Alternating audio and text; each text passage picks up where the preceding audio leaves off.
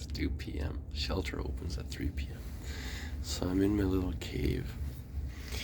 I want to say Merry Christmas, Alberta. I'll flip the video. I didn't visit Alberta this summer when I was going across Canada and staying in a hospital in each province. I really wanted to understand Canada, like the mental health laws and stuff like that. And I wanted to see like a bigger perspective of Canada because I am running for Prime Minister. So I got so much stuff to put in this lawsuit. There's just a lot of information. But I got to start off with the ironclad part of the argument. So, anyway, it's Christmas Eve, so I'm gonna go play some retro Zelda from the first Nintendo. I opened it on my browser. I think I can play it offline. Otherwise, I can't. Oh yeah. Oh, what was the word in Fast and Furious? Salute.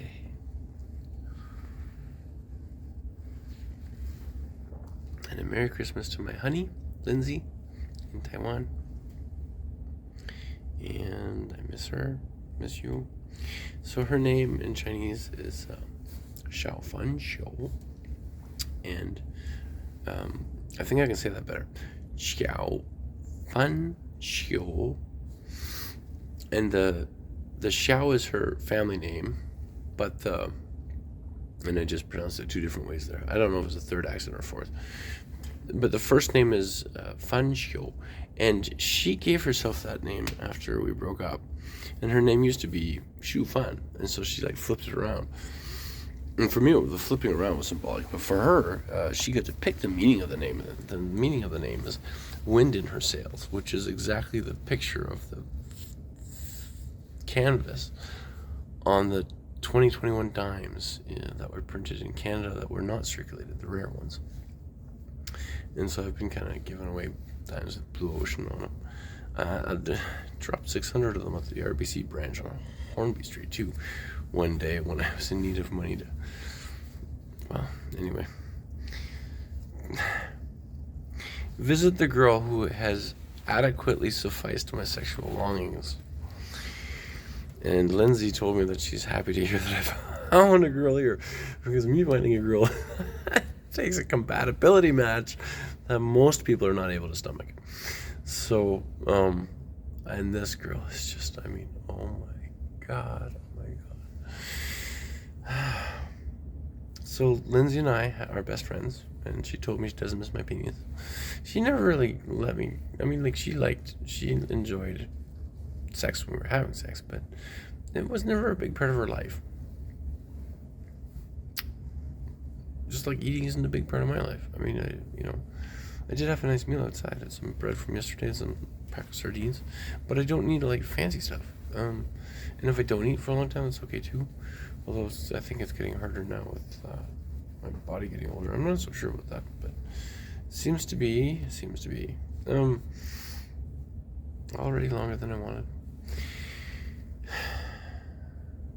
I have a lot of good memories, and I'm trying to do a lot, and I wrote it all down, and it's actually already all written.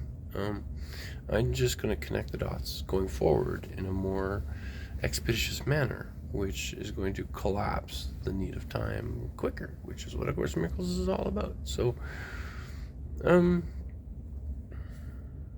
definition of a miracle, by the way, is that it's a thing that it's a sudden collapse in the time it takes to reach a goal. As long as the goal helps everybody, you're going to have miracles along the way. You're not going to understand how or why.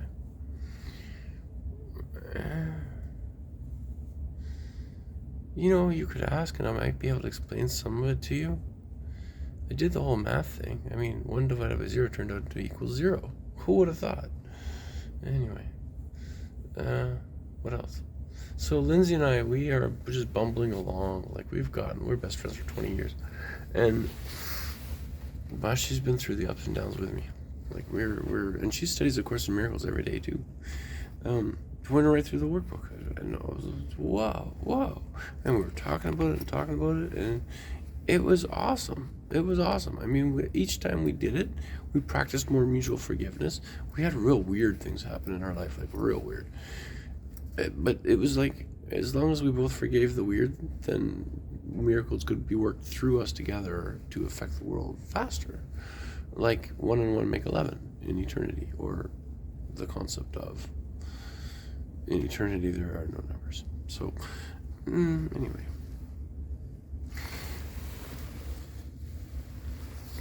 It's an added one, because it still has some marijuana ground in it from when So I ran out of ground, so I came here yesterday to grind some up.